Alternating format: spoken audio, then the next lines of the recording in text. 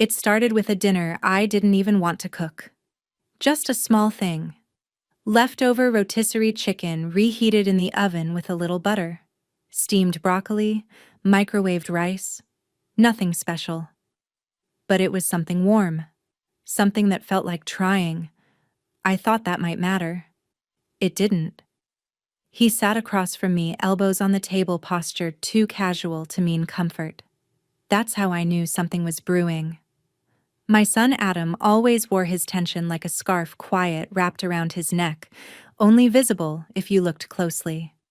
He pushed his fork around the plate. Didn't say much. And then he looked up, not slowly, not dramatically, just directly. Eyes flat. Voice dry. "You know my life's kind of a disaster. And I think it's mostly your fault." I didn't even blink. I wish I could say I gasped. Or felt some cinematic sting. But no. I just sat there, suddenly very aware of the hum of the refrigerator and the clink of his fork as he set it down. At first I smiled. "You're joking." He wasn't. He leaned back like he'd rehearsed this moment. Maybe he had. "You think I'm joking?" There wasn't rage in his voice. That would have been easier. Rage I could meet with my own. But this was worse. This was certainty. I'm not saying everything he clarified, but the foundation? Yeah. You built it wrong. Emotionally. That's where the cracks are. He said it like he was describing an architectural flaw, as if I were some crooked contractor he'd hired as a child. I think I laughed then. Not because it was funny, because I didn't know what else to do. "You're serious.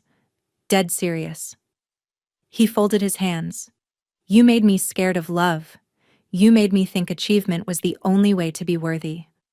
You never apologized for being cold." I closed my eyes. He had no idea.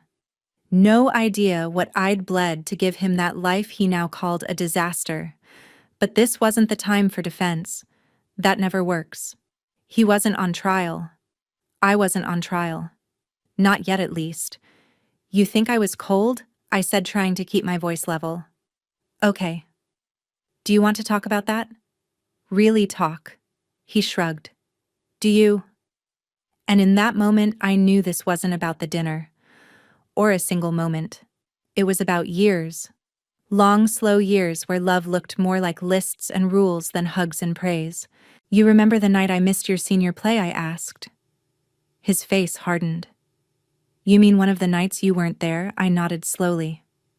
"Yeah. That one." I waited. I checked every 5 minutes. Everyone else's mom was in the audience, I know. "You promised Mom." "I know." I looked down at my hands, cracked at the knuckles dry from work sanitizer. I was in the ER that night, holding a little boy's hand while they tried to bring him back. I was the only one who spoke his language. His mom wasn't there. She couldn't get across the city in time. "Okay," Adam said. "So he needed you more." "No," I said quietly. "You did." Silence. Not cruel. Just heavy. Like we both understood something neither of us wanted to admit. We were both telling the truth. And it still wasn't enough. "You never made room for me to be a mess," he said after a minute. "What do you mean you were always tired? Or working? Or stoic? You never cried in front of me. Never admitted you were scared. So when I was scared, I thought I had to fake it. Be perfect. Perform or be invisible." I swallowed hard. "I thought I was protecting you," I whispered. "I thought being strong all the time was how you'd feel safe." He shook his head. "Maybe I would have felt safer if you'd just let me see you break Mom." I wasn't ready for that. Because the truth is, I did break. A lot. But never in front of him. I waited until the shower was running. Until the house was dark. Until he was at school, and I could curl up in the laundry room and cry into a warm towel straight out of the dryer so the fabric would muffle the sound.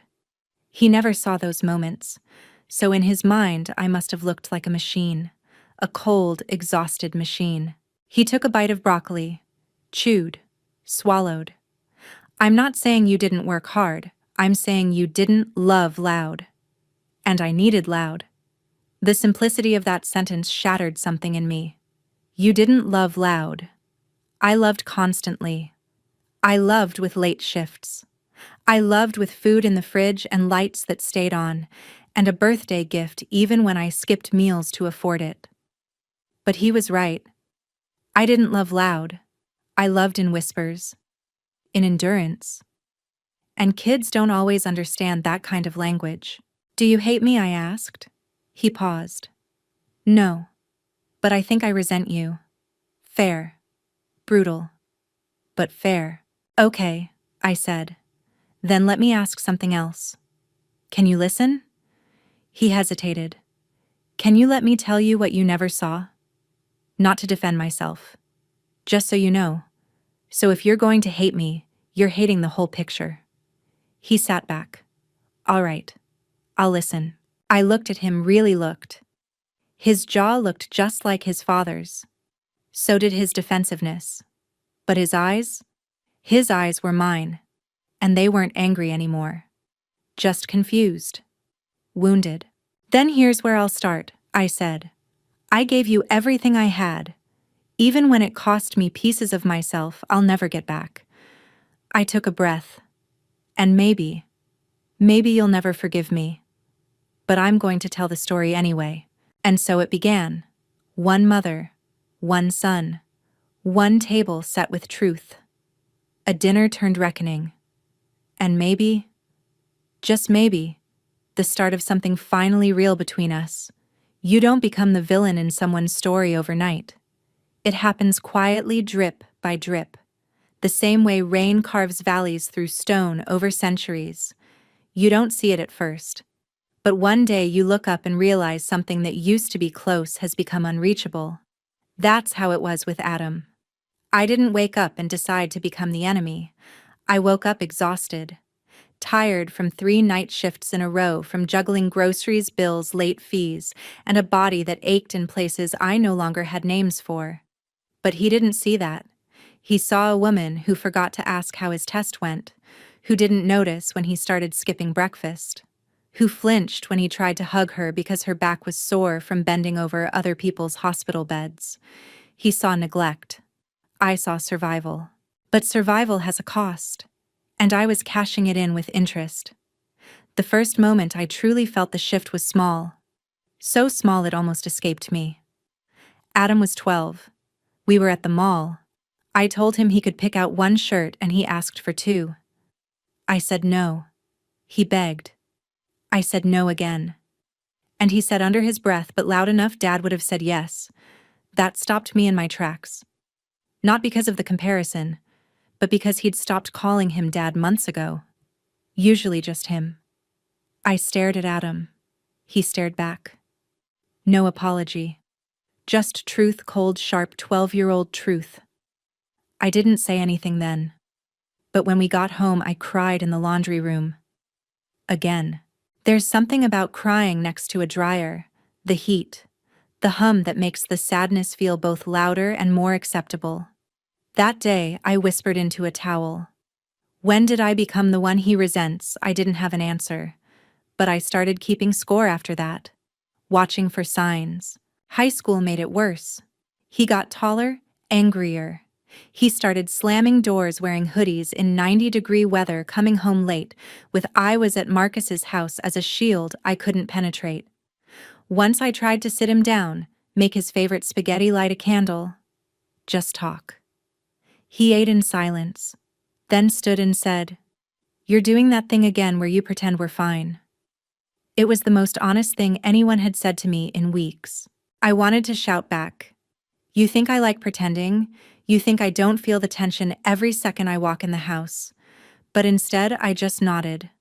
I'm sorry, I said. That was my default apologies that didn't always reach their destination. There was a moment I can still picture it. He was 16. I was late picking him up from school. Work had run over and my phone had died. He stood outside the gates in the cold, arms crossed. When I pulled up, he got in the car and didn't speak. Not a single word on the ride home. until we pulled into the driveway and he finally muttered, "You forget me a lot." I wanted to say, "I never forget you. I just forget myself trying to keep up." But I didn't. Because I knew to him time was memory, and a cold 30 minutes on a school bench would stain longer than any of my exhausted explanations. I began to recognize something I once read in a book, that we all become villains in stories that aren't ours. Adam's story was his own, and somewhere in his mind I had stopped being the protagonist. Maybe I never was. Maybe I was just a background character who showed up with sandwiches and forgot the right words. You know what hurts more than being hated? Being misunderstood. Being looked at like a stranger inside your own home. That's what happened after his 18th birthday. He didn't yell, didn't act out. He just started treating me like a roommate he barely tolerated. Dinners became microwave beeps. Conversations shrank to fine, cool, and whatever. His eyes were like locked doors I no longer had keys to. Once I tried to show him an old scrapbook, the one with his baby pictures, footprints, cards from his first birthday. He flipped a few pages, then said, "Was this for you or me?" And I said, "What?" He clarified. "Did you make this so you could feel like a good mom or so?" I could remember you were one I didn't answer. Because the truth? Maybe it was both. When he left for college, I hugged him. He didn't hug back. Not really. Just leaned in like someone trying to get through a metal detector with as little contact as possible. And that was the last time I saw him for 8 months. No calls, no texts, just occasional seen messages. I sent care packages. They went unopened. And I began to realize I wasn't just his mother. I had become the ghost of his grievances. But even ghosts feel things. I'd sit at the kitchen table looking at old drawings, report cards, and Mother's Day cards he made when he was little. One read, "Mommy, you are the best cooker, hugger, and hero." I folded that one and placed it in my wallet. Just to remember that at one point I wasn't his villain, I was his everything. So when he finally came home that evening for dinner, the one where he looked me in the eye and said, "My life is a mess because of you," I wasn't surprised. I was already wearing the costume he'd stitched together for me in his head. But that doesn't mean I didn't hurt. Because the cruelest kind of pain is hearing a version of yourself that doesn't match the one you tried to be.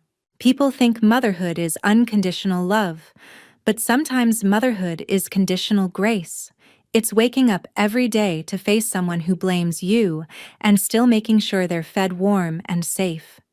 Even when you are none of those things yourself. I never meant to become his villain. I meant to become his shield, his foundation, his unwavering support. But what I became in his eyes was a wall he had to climb over just to breathe. So now I face a truth more brutal than any accusation. If he sees me as the villain, I can't change the ending of his story. But maybe, just maybe, I can offer him the prequel. I can tell him the parts he missed. The sleepless nights, the panic attacks in the bathroom, the times I stood in line at food banks with his baby shoes stuffed in my coat pocket just to keep them warm. If I am the villain in his version, then I will at least tell mine. Not to shift the blame, but to share the burden. There's a moment every mother has, when the cape falls off. Not with a crash or a scream or some grand meltdown in the grocery aisle. No, it happens quietly. For me, it was a Tuesday. Adam was 13. I had worked a double shift the night before, hadn't slept more than 3 hours. The hospital was short-staffed, the air outside was bitter and gray, and I had just gotten home to find the water heater broken again. Still in my scrubs, I peeled off my shoes and walked into the kitchen. He was sitting there, backpack slung halfway off, cereal bowl half full, scrolling through his phone with a look I'd come to recognize, detached disapproval. "Hey," I mumbled, pouring myself a glass of tap water still cold from the busted heater. No answer. I leaned against the sink. Rough day. He didn't look up. Whatever. Then he said it. 4 words. Nothing sharp, just flat. "You look really old." That was it. No punch, No dramatic insult. Just the truth from a kid who didn't mean to gut me but did. Because up until that moment I'd believed I could still fake it. Still wear the armor. Still hold my head high, exhausted but strong. But in that instant I saw it. He didn't see a hero anymore. He saw a woman who was falling apart. That night I stood in the bathroom mirror. Lines under my eyes. Hair tied in a knot, streaks of gray catching the light. I looked like someone who'd been trying too hard for too long with too little return. And then I heard myself say out loud, softly, "You can stop now. Not give up. Just stop pretending I was invincible." That was the day I stopped being Superwoman. And the truth is, I had never been her to begin with. I started noticing other things after that. The way I always answered, "I'm fine," before anyone finished asking. The way I carried grocery bags like trophies, refusing help even when my shoulders ached. The way I hadn't cried in front of Adam in over a decade, thinking I was doing him a favor by staying strong. But all it did was teach him that emotions were weakness, that showing pain was unacceptable, that love was measured in labor, not in presence. So one evening, not long after I tried something different, I sat on the couch and cried openly. I didn't hide in the bathroom. I didn't wait until he left the house. He walked in and froze. His face twitched with confusion, then concern. "Mom." I wiped my cheeks. "Yeah. What's wrong?" "I'm tired," I said. "And lonely. And I feel like no matter what I do, I'm failing at all of it." He didn't speak for a long time. Then he sat beside me, hesitant, and whispered, "You don't have to do everything alone." It wasn't a fix. It didn't rewrite our history. But it was a crack of sunlight through a long, long storm. Still, I didn't stop working 2 jobs, didn't stop answering emails at midnight or skipping meals to make sure he had lunch money, but I stopped hiding my cracks. And oddly enough, that's when he started talking more, as if vulnerability gave him permission to feel again. Years later, he'd say, "That was the first time I saw you as a person. Not a machine, not a rule book, not a cape-wearing savior, just Elaine, the woman behind the motherhood." But that shift came too late to change some of the deeper scars, the ones he carried quietly. So when he finally sat at that dinner table and told me I'd ruined his emotional foundation, that he'd built his adulthood on sand, I wasn't shocked. Because part of me had been expecting that bill to come due. And honestly, he deserved to send it. Because I had tried to be everything. And in trying to be everything, I forgot to simply be with him. Present. Honest. Human. So no, I wasn't Superwoman anymore. But I was finally something else real. And sometimes real is the only thing that can start to rebuild what's been broken. You think you know a house because you've lived in it. Because your feet memorized every creaky board, because you can walk to the kitchen in total darkness and never bump your shin. But you don't really know a house until you leave it for a while, until you return years later and it looks at you like a stranger. That's how I felt the morning after Adam told me I'd failed him. The walls didn't echo. They accused.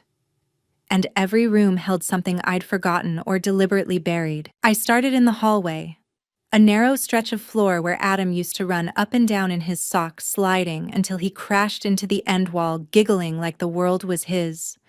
That wall had a dent in it, still there after all these years. I remember staring at it once and thinking I'd get it patched. I never did.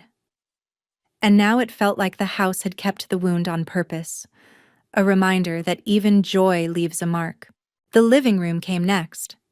The couch was new, the photos dusted, the rug replaced, but it still felt like that room, where we spent our Sunday mornings with cartoons and cereal, where he said his first full sentence, "I do it, Mommy," where we had his 6th birthday party and he refused to blow out the candles until his teddy bear was watching, and also where he sat stone-faced at 17 and told me, "I don't feel like I live here. I feel like I'm just visiting." I'd brushed it off, then told him every teen feels like that. But now it came back with a different tone. Not rebellion, Not moodiness, disconnection. In the corner stood the bookshelf, still half filled with dusty paperbacks I hadn't touched in years. Tucked beside them was something thin and worn. I pulled it out. A photo album. Not digital, not scanned. Just old real photographs. Taped. Scribbled on. Some faded with time. There he was, baby Adam. Gap-toothed, overjoyed in a superhero costume. Eating watermelon in the backyard, face sticky and wild, wrapped in a blanket on my chest during his first fever. Each image hit me like a small punch, not because I forgot them, but because I remembered how quickly they passed, how one moment he was chasing bugs in the yard, and the next accusing me of not seeing him at all. I closed the album, walked into the kitchen. That room had seen the best and worst of us, the smell of cinnamon from Saturday pancakes, burnt popcorn from late-night study sessions, dinners made in silence after another argument. I remembered once when he was 10, he stood on a stool and cooked scrambled eggs with me. He'd asked, "Are we poor?" And I'd lied. I said, "No, we just save money differently." He nodded. But he knew. I could see it in the way he gave me half his allowance that week. We raised each other in this house, and maybe that was the root of the problem. I gave him everything I had, but I was learning as I went. There was no manual, no backup parent. Just me and this structure of wood wires and decades of inherited silence. I moved upstairs into his old bedroom. The door still had the sticker that read, "Keep out," in shaky handwriting. I pushed it open slowly, like I was stepping into a church where a child once prayed to be understood. Everything was smaller than I remembered. The twin bed, the sagging desk, posters curling off the wall, a small mirror with a crack down one side, and then tucked beneath the bed, a box. Old, taped, forgotten.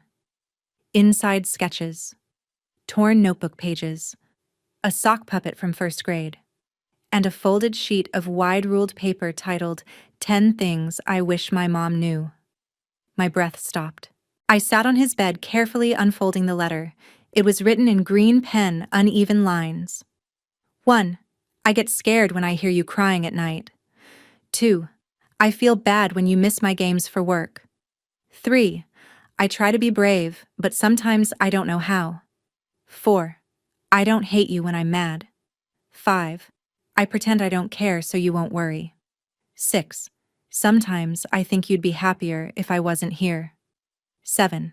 I keep secrets because I don't want to disappoint you. 8. I wish we laughed like we used to. 9. I don't want you to be perfect. Just here. 10. I love you, even when it doesn't look like it. I read it once, then again. Each line heavier than the last. This letter was never meant to be found, and that made it sacred. He'd written it years ago, and I realized with horror we'd probably been in the same house when he did. I might have been in the kitchen scrubbing dishes or paying bills. He might have written that note in a surge of confusion and courage, and then hidden it because he didn't think I'd have time to read it. That's the danger of loving silently. It teaches those around you that silence is the only safe language. I didn't leave the room for a long while. The sun dipped. The light turned amber. And I just sat there, surrounded by the ghosts of a boy I thought I knew better than anyone. It's strange, isn't it? To raise a human being, to feed them, clothe them, shelter them, and still not fully know the storm happening inside their chest. That night I couldn't sleep, so I wandered again. Into the garage, the backyard, even the laundry room.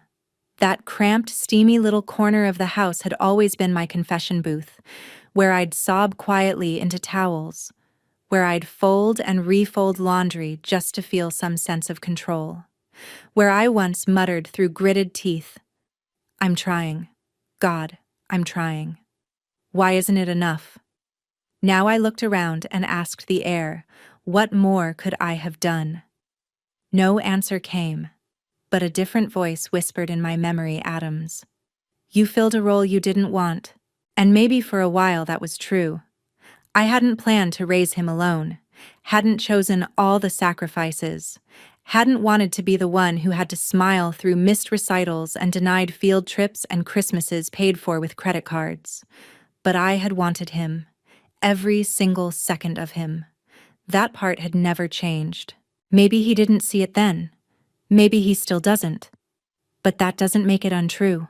I went back to bed, laid awake until the first blue light of dawn, and I made a vow not to defend myself, not to rewrite our past, but to speak the truths I never dared to. Because if this house had taught me anything, it's that walls keep secrets. But sometimes you need to knock them down to build anything worth living in. There's a drawer in my house I never open. It's not locked, but I might as well have sealed it with grief. It sits beneath the microwave, nestled between expired coupons and appliance manuals I never read. And somewhere beneath the hum of the fridge and the dust of years, it holds the one thing I never meant for anyone to see. A letter. Folded. Yellowed. Unsent. A letter I wrote to Adam 5 years ago during one of the longest winters of my life, and if I'm honest, I didn't write it to give to him. I wrote it because I was afraid that if I didn't, I'd forget who I was trying to be. It had been a cold December then, the kind of bitter gray season that hangs like guilt in the air. Adam had just turned 21, home from college, but distant, more shadow than sun. He barely spoke, kept his earbuds in, disappeared behind the blue glow of a laptop screen that had become more familiar to him than my face.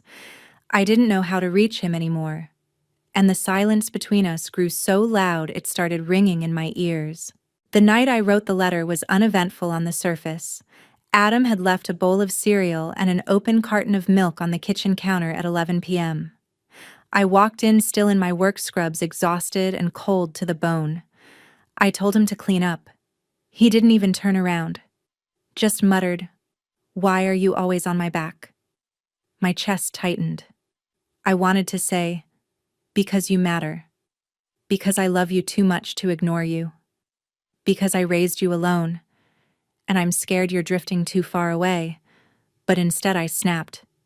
Because if I didn't care, I wouldn't say anything at all. He walked away, and I stood there staring at that milk pooling on the countertop. Somewhere inside, something cracked. I poured myself a glass of wine I couldn't afford, sat at the kitchen table under the flickering overhead bulb, and pulled out the nearest piece of lined paper. And I wrote, "Dear Adam, I don't know who you are right now. I see you every day, but you feel like a stranger living in my home. I'm trying to remind myself that you're not a boy anymore, that silence doesn't mean distance, that moodiness doesn't mean resentment. But I'm also trying not to let the space between us become a graveyard, because I miss you. I miss your dumb jokes, your humming while doing dishes. I even miss how you used to ask, 'What's for dinner?' the second you got home, like the world owed you warmth and a full plate. I miss being the person you trusted. I know I'm not perfect. I overworry. I overtalk. I ask questions you don't want to answer. But I raised you with my whole heart. I gave you every soft part of me and tried to hide the broken ones. You're the best thing I've ever done, Adam. And it hurts to feel like I'm losing you just as I'm starting to need you. Love always, Mom." I folded it, put it in an envelope, wrote his name on the front, and never gave it to him. I couldn't. I was afraid he'd roll his eyes, call it emotional manipulation, or worse, ignore it completely.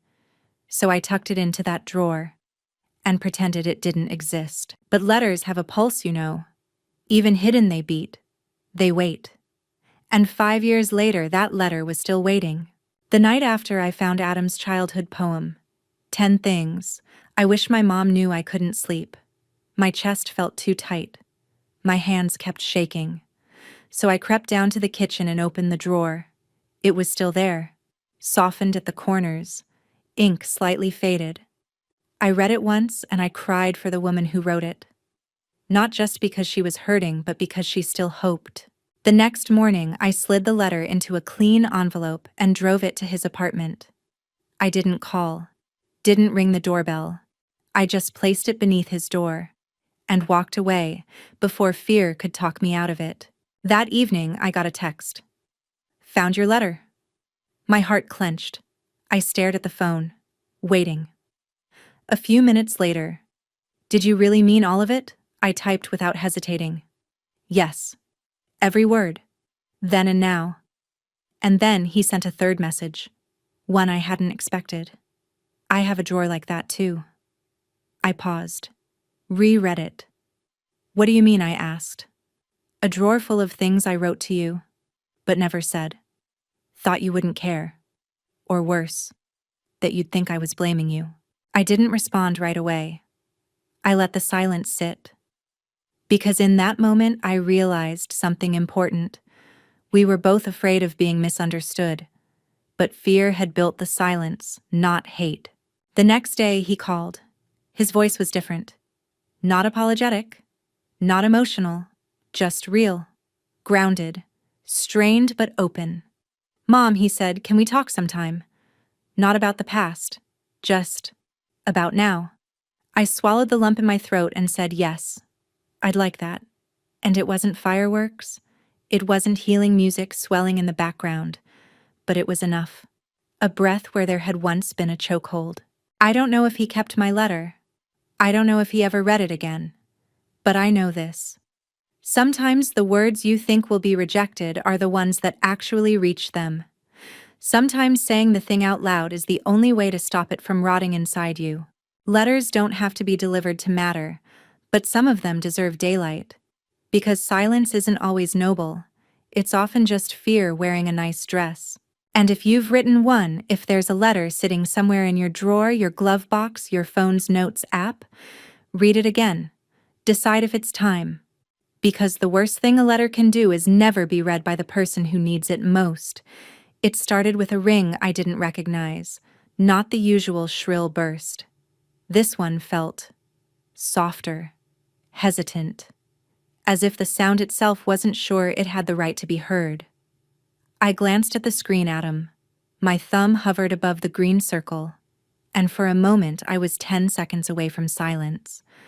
I didn't know what version of him I'd hear on the other end, the boy I raised, or the man who said I ruined him. But I picked up anyway. "Hi," I said, voice too thin. "You okay?" For 2 seconds there was just air. Then he exhaled. Not a sigh. Not a groan. More like someone letting go of something they'd held too long. "Yeah. I think so. I don't know actually." That's how it started. For a while we just talked logistics, the weather, his work.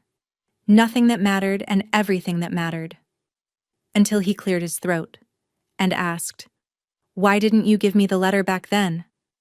My heart dropped. I was scared, I admitted. Scared it would make things worse. That you'd see it as guilt-tripping or too late to matter. He didn't answer right away. But when he did, it wasn't angry. It wasn't distant. I think I needed it more than I wanted to admit. I sat down on the edge of the couch holding the phone like it was breakable. "You always seemed like you didn't want me in your head," I said quietly. "I figured if I gave you space, maybe you'd eventually come back on your own." "I was trying to come back," he said.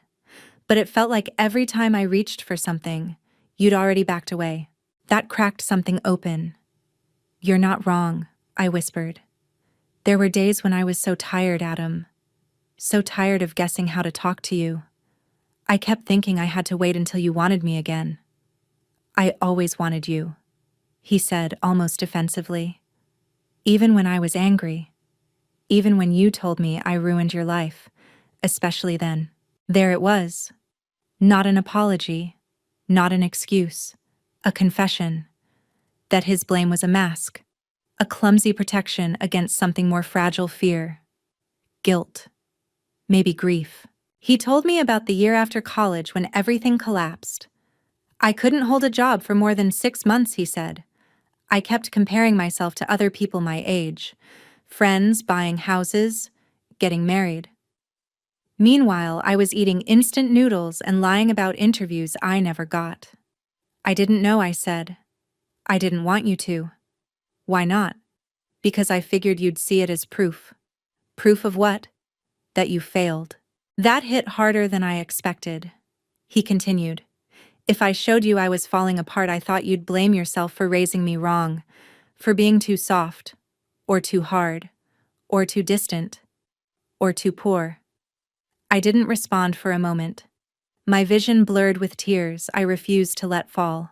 I already blame myself, Adam, I said quietly. Every day. There was silence again. Then he asked, Did Grandma blame herself for you? I flinched.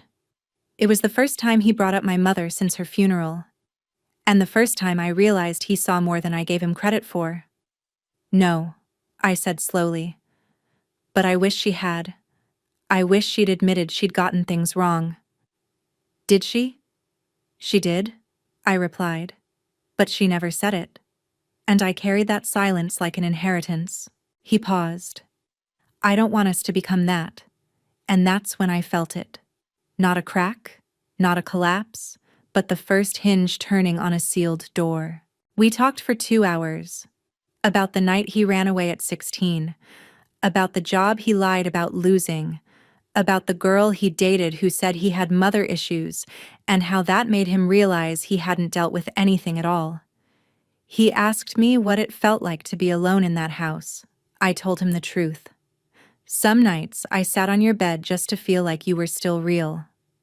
He didn't speak for a long time after that. I used to dream of you finding me, he whispered. Showing up at some party or some bus station, hugging me in front of people just so I'd know I mattered. I closed my eyes. Let that sink in. Why didn't you tell me? Because I didn't think you needed me. Adam, I always needed you. We laughed through the tears sometimes at ourselves. He told me about the time he almost called me from a gas station in Arizona but chickened out. How he kept my number in his phone under emergency use only. How sometimes he'd start writing me texts and delete them before sending. I didn't want to bother you, he said. I laughed, not because it was funny, but because it was tragic. Bother me, I said. I would have jumped in a car at 3 a.m. if I thought you wanted soup. By the end of the call, we were both quiet, not because we'd run out of things to say, but because we'd finally said enough. For now. Before he hung up, he said, Thanks for writing the letter. Even if it was late. And I replied, Thanks for calling. Even if it was 5 years too late. He laughed. Let's make late still count. And somehow that felt like the most beautiful kind of beginning. Not everything has to be fixed right away. Sometimes all you need is one night, one call, one opening. To say I'm still here, and I still want you in my life. There are questions you never ask until you're too old to hear the answers. And there are truths a mother carries to her grave, thinking silence is protection. I didn't truly start understanding my own mother until I began seeing myself in her mirror, hair thinning, back aching, voice worn raw from years of asking and not being heard. When Adam and I spoke that night, something cracked open. Not just between us, but inside me. I kept thinking, maybe the reason I failed to reach him for so long is because no one ever taught me how to be reached. And that goes back to her. My mother. Her name was Lucille, but people called her Lucky Lucy, which was funny because she was anything but. She grew up in a Depression-era house with 6 siblings and 1 bathroom. Her hands were always red from bleach. Her knuckles cracked from winters she never warmed up from. She never said I love you outright, but she showed it in rations, packed lunches, ironed school uniforms, folded towels. When I was 9, I asked her why she never smiled in old photos. She said, smiling doesn't get you fed. At the time, I thought that was just her being cold. Now I realize it was survival. Lucille didn't talk about feelings. She talked about tasks. Get the oil changed. Pay the light bill. Check the damn meat before you freeze it. She never taught me how to share my emotions, only how to survive them. which meant when it came to raising Adam, I didn't come equipped with the right tools, just a toolbox full of rusted silence and buried resentment. I remember once when Adam was little, maybe 7 or 8, he came home from school sobbing because someone had made fun of his thrift store sneakers. I held him and told him it was okay that kids were just mean. Later that night, I called my mother. I thought maybe just this once she'd have insight. Instead, she said, "Tell him to toughen up. He'll have worse days than that."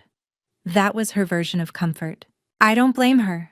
She grew up with even less softness than she gave me, but somewhere between her silence and my overthinking, I became a woman who confused emotional distance with discipline.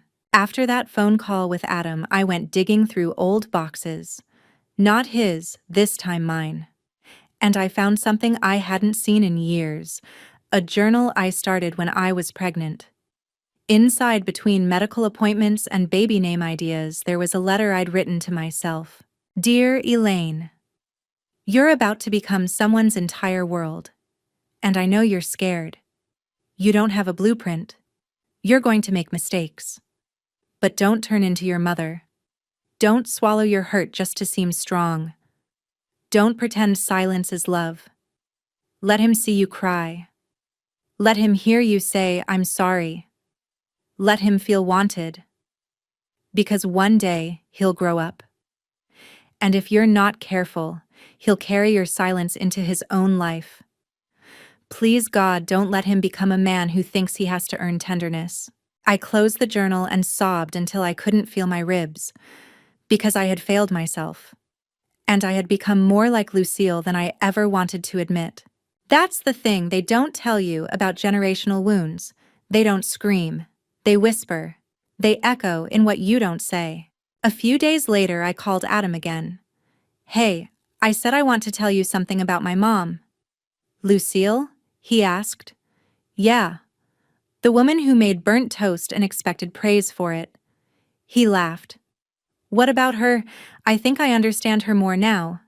But I also understand what she cost me, and what I might have cost you because of it." He was quiet for a second. "Are we doing trauma bonding now?" he joked. I laughed through my nose. "No, I'm doing truth-telling. About the things I never understood enough to say out loud." That conversation lasted an hour. We talked about how parenting is mostly improvisation, how generational silence isn't just a family pattern, it's a prison, and how maybe, just maybe, the only way to break the cycle is to name it, to say, "This is where it started.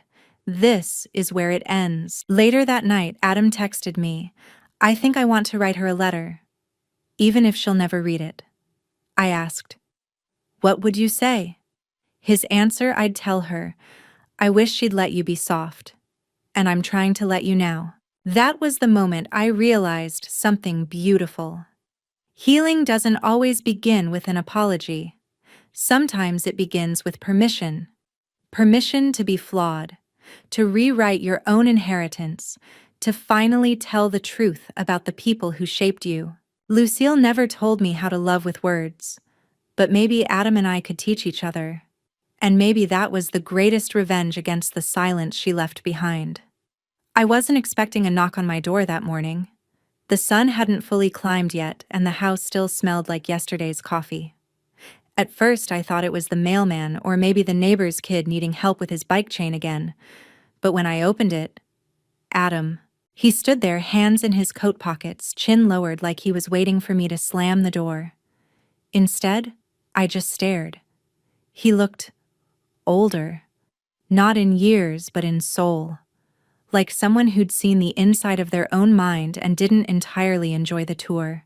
"I know I should have called first," he said. "You kind of did," I replied softly. "Last week." He gave me a smile so fragile it could have cracked under its own weight.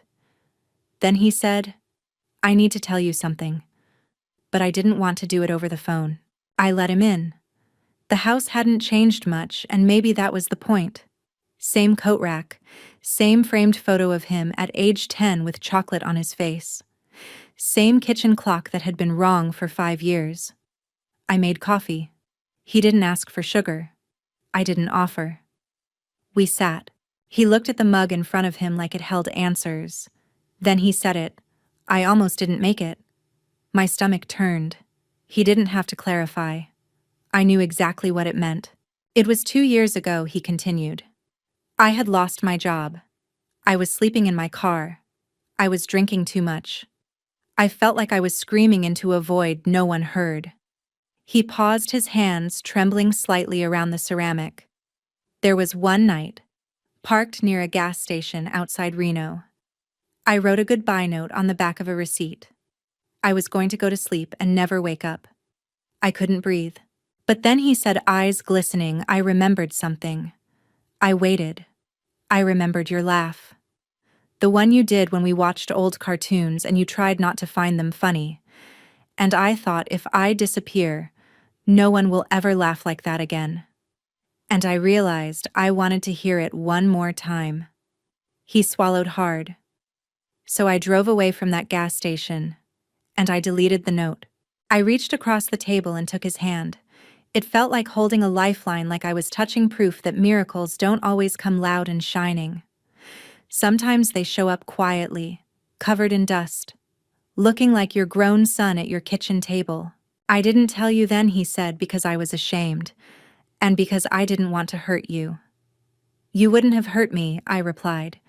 You would have saved me from thinking you just didn't care anymore. We sat there in the silence that followed, not uncomfortable, but sacred. Then I asked, what kept you going after that night? He looked up at me. You, he said. Even when I hated you, I never stopped loving you. And I finally realized that maybe the pain I carried wasn't just mine. Maybe it was yours too. That was the moment something shifted. For years, we had both believed that love had to be earned, that survival meant silence, that being vulnerable meant being weak. But now, with tears on his cheeks and my hands around his, I realized this was love. Raw, ugly, honest. Love that knew everything and still stayed. He stayed the whole day. We made lunch together. He helped me fix the porch light I kept forgetting to change. We even watched an old cartoon just for the hell of it. And when he laughed at a joke from a pink rabbit, I laughed too. Not because it was funny, but because I still could. That night before he left, he hugged me longer than he ever had before. Then he whispered, I'm not done healing. But I want to do it with you, I whispered back. Then let's do it together. And I knew right then and there. Whatever came next, we were no longer alone in it. Adam was sitting on the porch, swing legs stretched out, a mug of lukewarm tea in hand. The late afternoon sun brushed against his face, softening the tiredness under his eyes. He looked peaceful, more at home than he had in years, and that's exactly why I knew it was time. I opened the screen door and stepped outside. He looked up. Hey. Hey, I replied, settling next to him. Silence swirled between us for a moment, the kind that means something's coming. And then I said it. There's something I need to tell you. About your father. He stilled. Completely. It was the kind of stillness people mistake for calm. But I knew better. I could see the storm beginning behind his eyes. I thought we didn't talk about him, Adam said finally, eyes still fixed on the horizon. We didn't, I said. And that was a mistake. He looked at me now fully. Why now? Because you deserve the truth. Even if it's late. Especially if it's late. He nodded once. Okay. His father's name was Malcolm, and Adam only knew fragments. A photo in a cracked frame, a box of old shirts in the attic, one birthday card he received when he was 6 and never another. He used to ask about him all the time as a child. Where's Daddy? Why doesn't he live with us? Does he still love me? And I'd always answer with deflections. Daddy had to go. Daddy's not very good at staying. Or sometimes I'd lie outright. Daddy's working somewhere far away. But the truth was uglier. Much uglier. I met Malcolm when I was 20, I said, slowly staring at the space between us. I was working as a nurse's aide at a rehab clinic. He came in for a sprained wrist and left with my number. Adam didn't interrupt. Back then he was magnetic. You couldn't look away. He could make you feel like the only person in the room, but underneath that charm, there was chaos. I paused, remembering the apartment with no curtains and too many empty bottles. He was brilliant, I continued. He could read 3 books in a weekend, debate anyone under the sun, but he couldn't keep a job, or a promise, or his temper. Adam's grip on the mug tightened slightly. He wasn't cruel all the time, I said. But when he was, it was like ice, cutting. I thought I could fix him. I thought love was enough. I turned toward Adam, and then I got pregnant. He blinked. Did he know? Oh, he knew. And for a while he was good. Scared, but good. He held my hand at appointments. He picked out your name. A beat. And then, one day, he just didn't come home. Adam exhaled. Did he ever come back? I nodded. Twice. Twice. The first time when you were a baby. He held you once. You cried the whole time. And the second when you were 5. He showed up drunk, yelled about how I'd ruined his life. You were in the other room. I packed his bag while he was still shouting. Adam went quiet. I didn't tell you, I said, because I didn't want you to feel unwanted. But I felt that anyway, he whispered. I swallowed the lump rising in my throat. I know. I was trying to protect you from a man who didn't know how to stay. But in doing that, I made it worse. I made you feel like there was something wrong with you. Like you were too much for him. Adam looked away, then back. Why didn't you ever just say he left? Because I didn't want you to blame him and carry that rage. And I didn't want you to blame me either. He set the mug down. His voice was tight now. I needed to know he was human, not a ghost, not some invisible hole I had to fill. I nodded slowly. And I'm sorry for not giving you that. We sat there while the sky turned orange and gold. He finally broke the silence. So where is he now? I don't know, I said honestly. The last I heard, he was in Portland. That was years ago. Would you want to find him? I shook my head. No, I made peace with his absence. But if you want to, I'd support that. Adam leaned back, thinking. I don't know if I want to find him, he said. But I think I want to stop running from the idea of him. It wasn't forgiveness. Not yet. But it was the start of clarity. And maybe that was enough. Before we went inside, Adam turned to me and said, Thank you for telling me. I know it wasn't easy. And I replied, No, but lies are heavier than truth. And I'm tired of carrying weight that doesn't belong to me. That night, I pulled out the only photo I had of Malcolm holding Adam. It was faded and worn. But Adam took it gently, held it for a long time, then folded it into his wallet. Not as a symbol of closure, but as evidence that this story was finally being told by the only person who could tell it right. It started with a question from my sister. Why don't you and Adam come to the reunion this year? I had laughed when I first saw the text. Family reunions hadn't exactly been our thing, especially not since Adam started avoiding anything that reminded him of shared blood and old resentments. But this year, after everything, I asked him. To my surprise, he said, Maybe it's time. The reunion was set at a rented house by the lake, one of those wide-porched multi-bedroom places that could hold 20 people, and 20 years of grudges all under one roof. We arrived together, not perfectly mended, but together. And that was something new. The moment we stepped through the door, the noise hit us. Laughter, pots clanking, kids running, Cousin Marie who always hugged too hard, Uncle Jim who always drank too much, and my younger sister Diane, arms wide open and already misty-eyed. There you are, she whispered. There you are. 3 words that felt more like a benediction. I watched Adam as he navigated the crowd. He was cautious but present, polite smiles, a few quiet jokes. He helped carry a cooler in and made small talk about weather and traffic. And I realized, this wasn't just a gathering for him.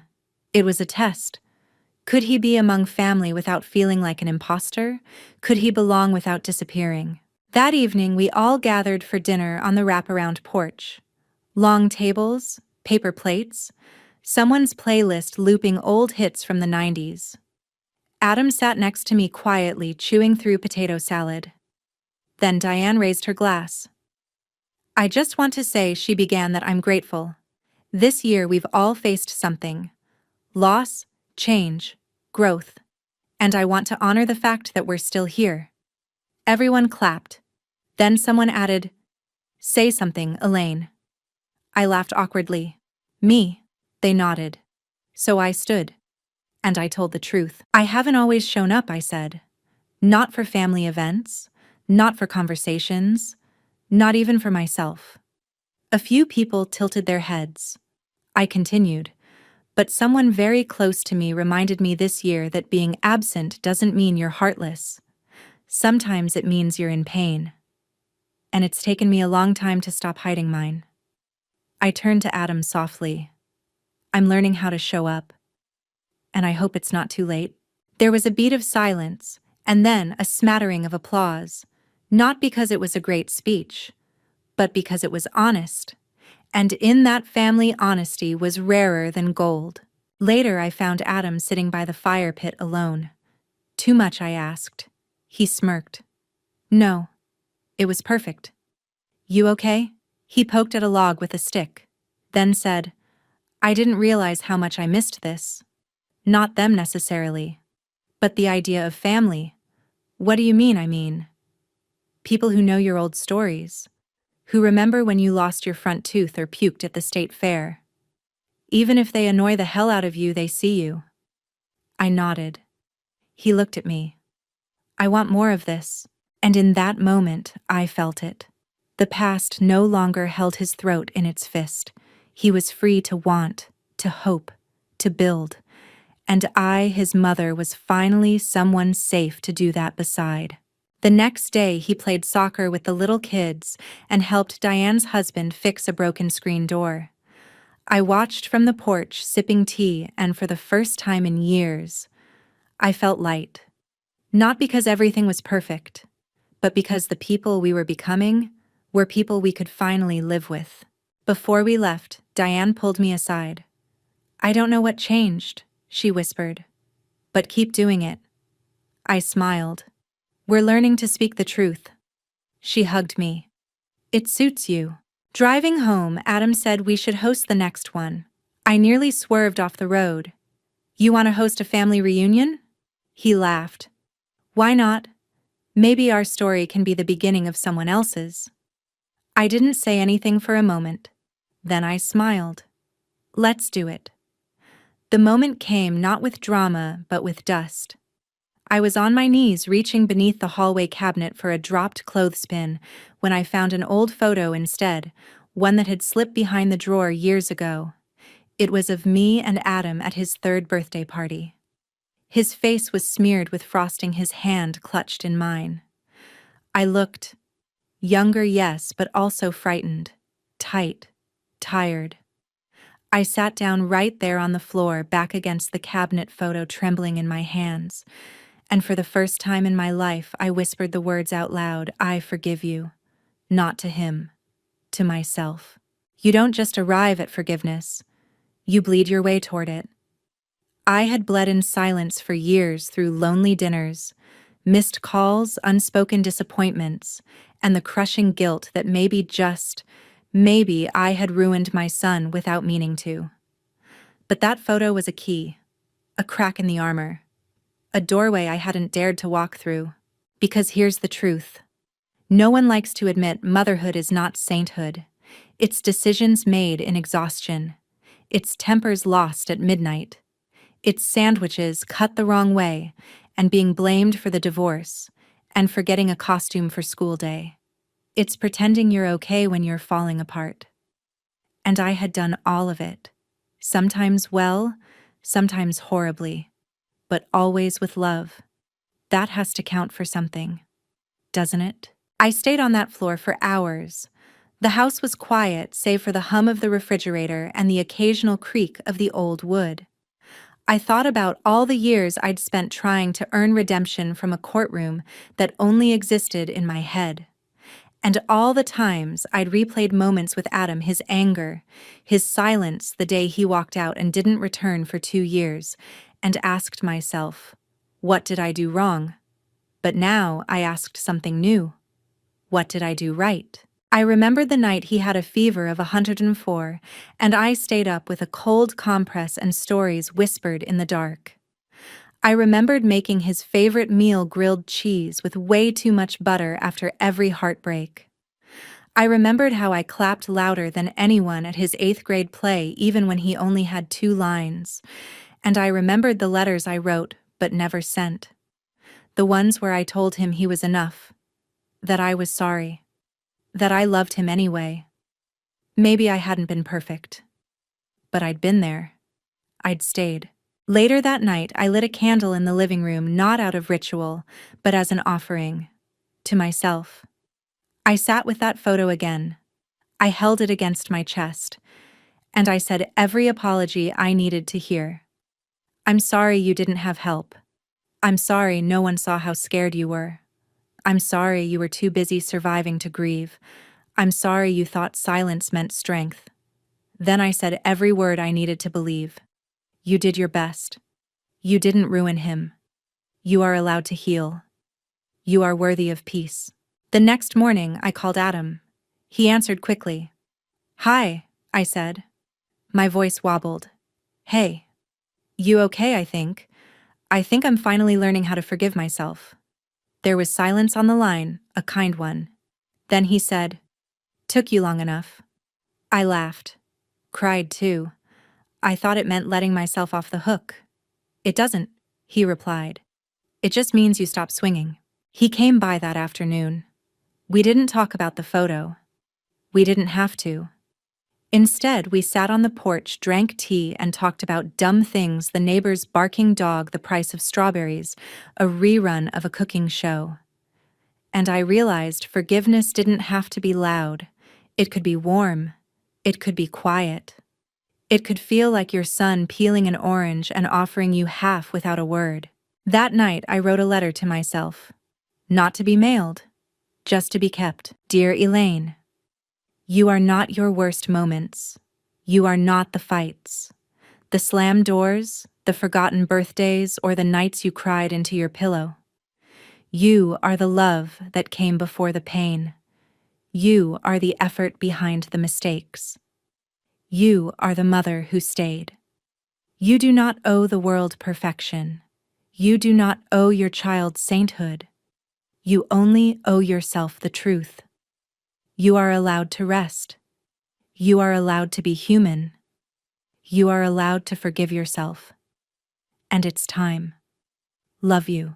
I sealed it in an envelope and placed it on my nightstand.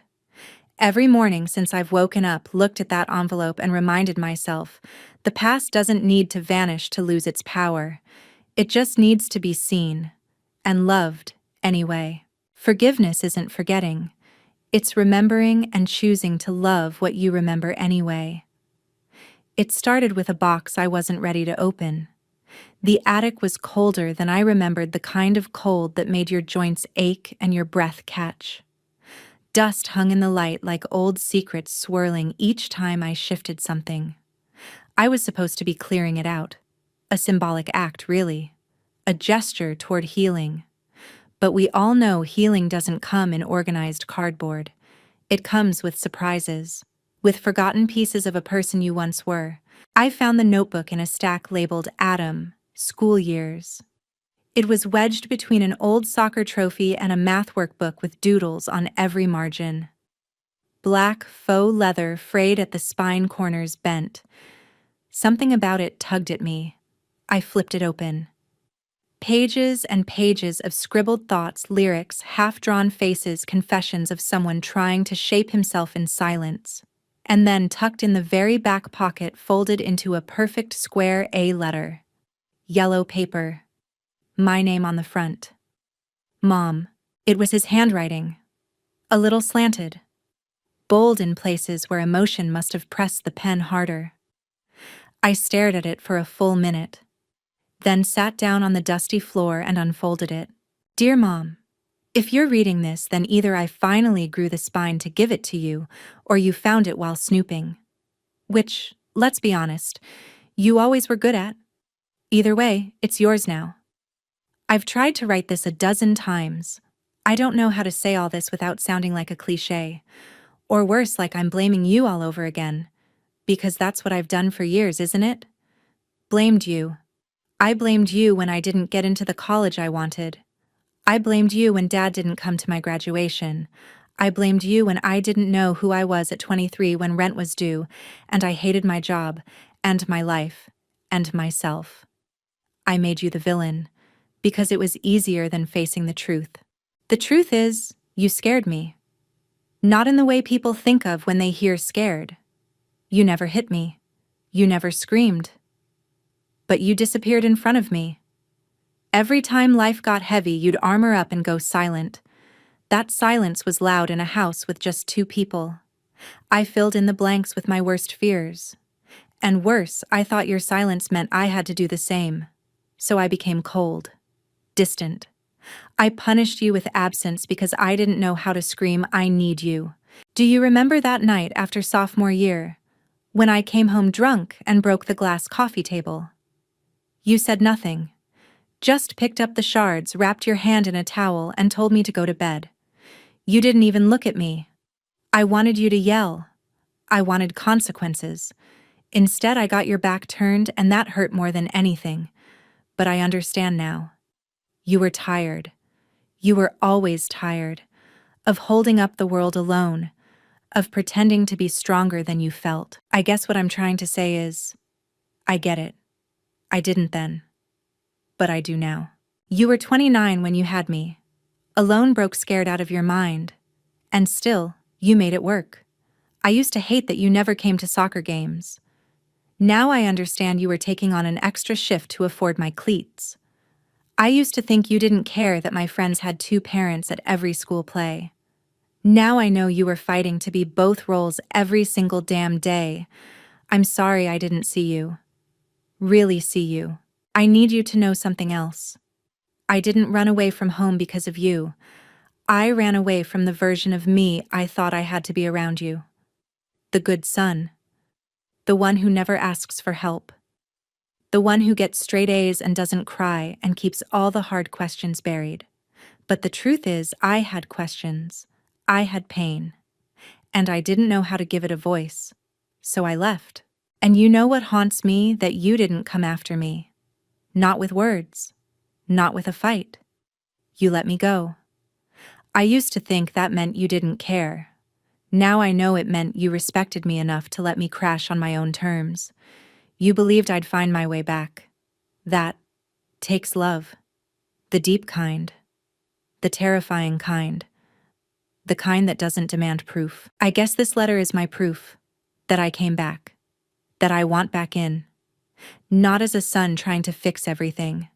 As a man trying to rebuild something new with you. So here's what I hope. I hope we can talk. About the hard years. About Dad. About fear. About the days we both pretended everything was fine while it wasn't. I hope we can laugh again. Really laugh. Like we used to when I was little and we made pancakes with chocolate chips and danced in socks on the tile. I hope we both find a way to stop living in apology. Because you don't owe me perfect. You only owe me you. And I'm ready to show you me too. I love you. Even when I couldn't say it. Always. Adam. I didn't realize I'd been crying until a drop fell onto the paper smearing the word always. I pressed it to my chest, curled up on that attic floor, and let the waves hit. Not grief. Not guilt. Just release. I read it 3 more times that day, and once more at night when the house was quiet and the walls didn't echo anymore. I thought about every moment I thought I'd lost him, and how this letter had reached through all those lost years and touched my heart like he was holding it in his hands. The next morning, I made breakfast, eggs, toast, fruit, the works. When Adam arrived to help me move some boxes, I handed him a cup of coffee and sat across from him. He looked at me curious. I smiled and said I found something in the attic. He paused. Yeah, I didn't say what. I didn't need to. Instead, I reached across the table and placed my hand over his.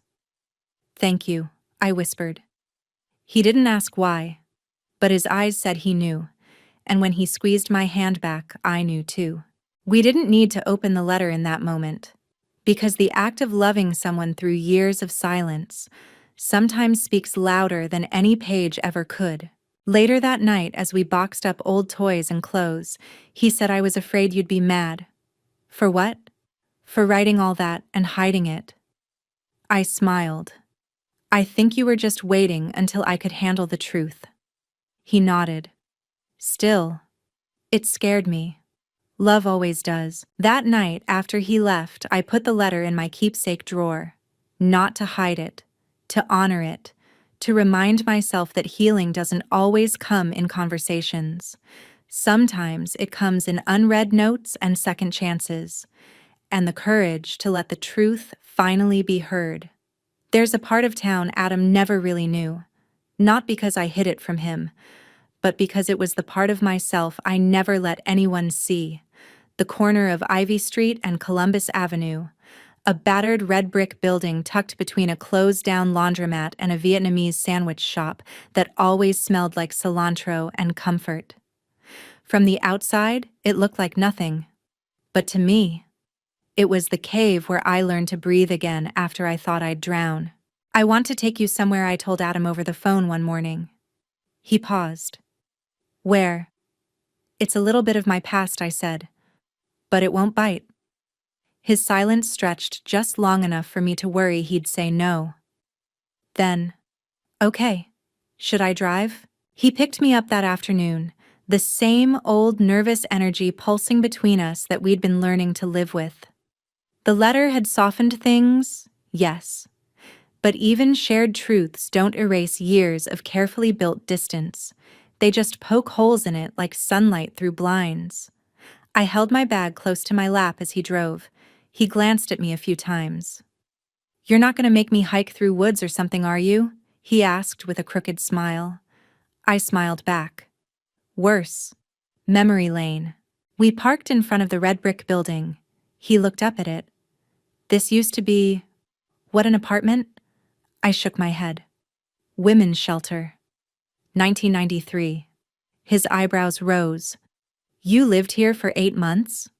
I said, my voice steadier than I expected. When I found out I was pregnant with you and had no job, no home, no plan, just a car with 2 bald tires and a social worker who didn't blink when I cried. He didn't say anything. He didn't need to. I opened the passenger door. Come on, let me show you where your mother learned how to survive. The front door creaked. The building wasn't abandoned. It had been repurposed into a community arts center, but the bones were still the same. Faded tile, low ceilings, the faint scent of stale paper and warm dust. I walked slowly through the halls. This room, I said, pointing to one with sun-yellow walls and a sagging couch.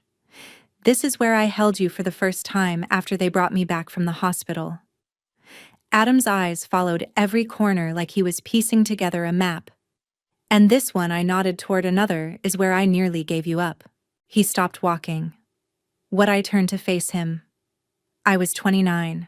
I had $20. I didn't know how to love anything without hurting it. And for a week, I thought the best thing I could do for you was not be your mother. I let the words hang. He swallowed hard. Why didn't you? Because I whispered one of the women here handed me a Polaroid camera, told me to take a picture of you sleeping.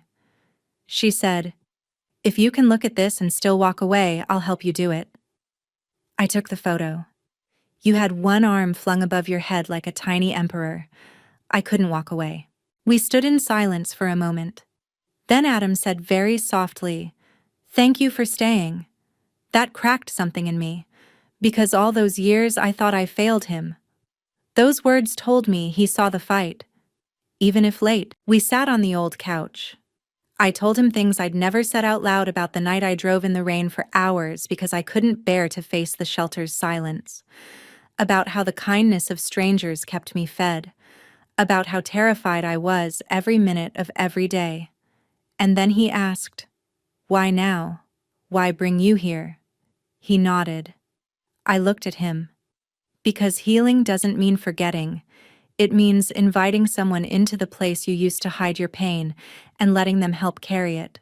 He put his hand on mine. "I'm sorry I blamed you," he said. "I didn't know what you carried. I didn't let you," I said. "I was afraid that if you saw me weak, you'd never respect me." He shook his head. "Turns out the opposite's true." We left the shelter just before sunset.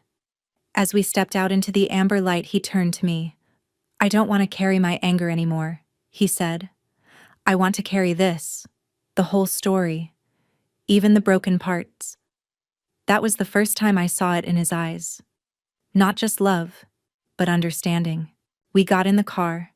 He didn't drive right away, just sat there staring out the windshield. Then he said, "Do you think if I had known this earlier, we would have been different?" I took a long breath. Maybe. Or maybe we needed the time apart to realize what we needed from each other. He nodded. "I'm glad you brought me here. I'm glad you came." As we drove home, I felt something uncoil inside me. Not closure. Something better. Connection. And the quiet certainty that no matter how far we'd drifted, we had found a way back. It started with a name Adam found in a drawer. An old envelope. Postmarked but never opened. My handwriting on the front, returned to sender. Inside a letter I had written over 25 years ago, addressed to Michael Talbot. Adam held it between his fingers like it might vanish. "Who is this?" I didn't answer right away. I sat down at the table, heart slow and thunderous. "My father?" he asked. I nodded. I hadn't spoken his name aloud in more than a decade. I'd buried it alongside everything else I thought was better left untouched. Michael Talbot was a story I never wanted to finish reading. A man who made promises in the moonlight and disappeared by morning. But Adam wanted to meet him. Not because he needed a father, because he needed the truth.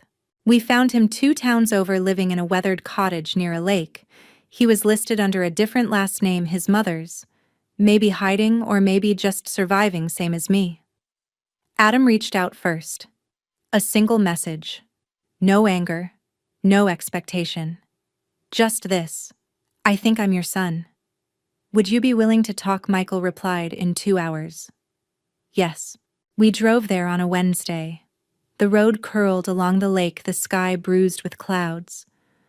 Adam kept tapping his fingers on the wheel. Nervous energy. He wasn't looking for reconciliation. He said that. He wasn't hoping for hugs or closure. He just wanted to see the man who vanished, to understand what kind of shadow had shaped his life. The cottage was quiet. A gray dog barked once from the porch and then went still. Michael answered the door slowly. He looked older than I remembered, thinner with sunspots on his cheeks and a stooped posture. But his eyes? They were the same. Those soft, indecisive blue eyes. They landed on me, then on Adam, and widened. We stood there for a beat too long. Then he said, "You look just like I did at that age." Adam didn't smile, but he didn't flinch either. "Can we come in?" he asked. Michael nodded. The inside smelled like cedar and old coffee. A single lamp lit the room. No photos, no clutter. I sat in a corner chair. Adam sat on the couch, hands folded. Michael perched on the edge of a rocking chair as if ready to bolt. The silence was bone deep. Then Adam spoke. "Why did you leave?" Michael blinked. "Because I was a coward," he said. The honesty stunned me. I was 24. I thought I'd be a good father. I told myself I would. And then I saw the bills. The responsibility. the weight of it all. And I ran. Adam nodded, absorbing it like glass absorbing heat. Do you ever think about her? Michael looked at me, guilt and softness vying for space on his face. Every damn day. Then why didn't you come back? He inhaled sharply. Because I thought you both were better off without me. My voice came out hoarse. We weren't. I didn't mean for it to sound cruel. Just true. There were nights I begged the universe for 1 ounce of help. 1 call. 1 visit. 1 crumb of co-parenting. But the silence always answered first. Adam looked between us. I needed a story, he said. Not even a good one. Just something. You left a black hole where a person should have been. Michael's eyes welled. I can't fix it, he whispered. I know, Adam replied. But I'm not here for that. I just wanted to hear you say it. They stared at each other. And for a second, I saw time collapse. The man who walked away. The boy who grew up in his absence. And the woman who held the middle ground like a bridge built from splinters. Michael stood up, walked to a bookshelf and returned with a photo one I had never seen. Me pregnant. Probably 8 months. Sitting on a park bench. He must have taken it when I wasn't looking. I kept this, he said. It reminded me of who I failed. I took the photo. And for once, instead of rage, I felt release. Not forgiveness, but relief. That I was seen, even if only from afar. Adam stood. I'm not asking for a relationship, he said. But I am asking you to be honest with yourself. If you ever want to know me now, you'll have to earn it. Michael nodded slowly. I'd like that chance. We left shortly after. As we drove away, neither of us spoke for miles. Finally, Adam whispered, That didn't fix anything. No, I said. But it broke the silence. Later that night, as we sat on the back porch drinking tea, Adam asked, Do you regret being with him? I thought about it. And then said, No. Because from all that mess I got you. He smiled. For what it's worth, he said, you were the only parent I ever needed. And in that moment I knew the past couldn't be undone. But it could be understood. And sometimes that's all the healing we need. It was raining when I told him. Not a storm, not a downpour, just a soft, persistent tapping on the windows like the sky was gently insisting we pay attention. I made us tea. He sat across from me at the kitchen table, tired from the weak hoodie sleeves pushed up to his elbows, fingers curled around a chipped mug that had survived 3 different kitchens and countless years. I looked at him, not as the boy I raised, not as the man who blamed me, not even as the person who'd cracked open my past in the last few weeks. I looked at him as someone I needed to tell the truth to.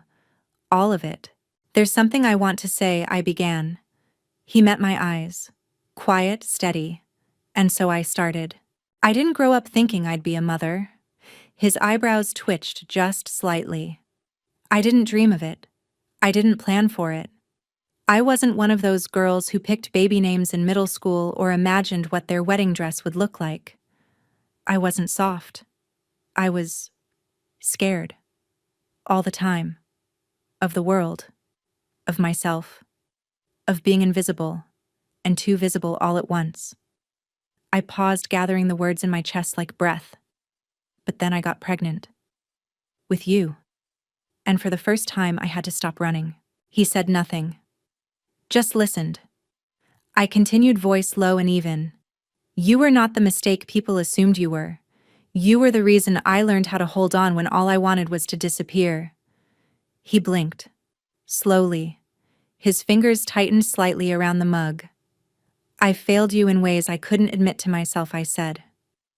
Not because I didn't love you, but because I thought love had to look like strength. And I thought strength meant silence. I was wrong. His throat moved, but he still didn't interrupt. I watched you struggle, and I blamed myself for not being softer, for not being present, for not knowing how to be your anchor when I was still trying not to drown. He spoke then, barely above a whisper. Why didn't you ever tell me my eyes stung? Because I thought being honest would make me look like a failure, and I wanted so badly for you to believe I had it all under control. He looked down. I didn't need you to be perfect, Mom. I just needed you to be there. I know. And I needed you to tell me it was okay to be lost. My breath caught. I didn't know how I said. No one ever told me that either. We sat with it, the quiet weight of truth. And then he said something that caught me off guard. You know, there were nights I used to wish I had a different mom. I nodded slowly. I used to wish I had a different life, I said. That made him laugh, a dry, honest sound.